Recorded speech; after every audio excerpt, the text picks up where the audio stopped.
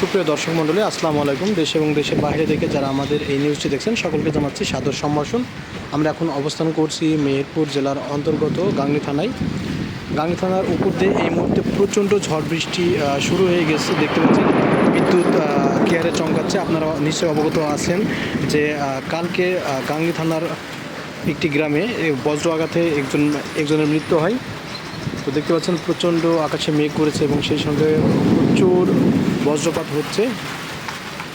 আর ঝড়ো হাওয়ার কথা না বললেই নয়, ঝড়ো হাওয়াতে দেখা যাচ্ছে দোকানপাট সব অন্ধকার হয়ে গেছে ধুলোতে। প্রচণ্ড পরিমাণে আকাশে গর্জন হচ্ছে, দেখতে পাচ্ছেন আপনারা।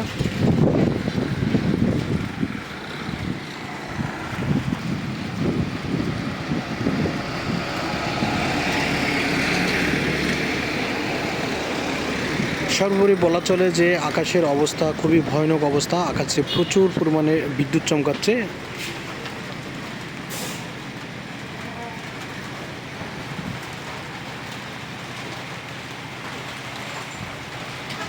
মনে হচ্ছে আকাশে প্রচণ্ড গর্জনে খুব ভয় লাগছে। আর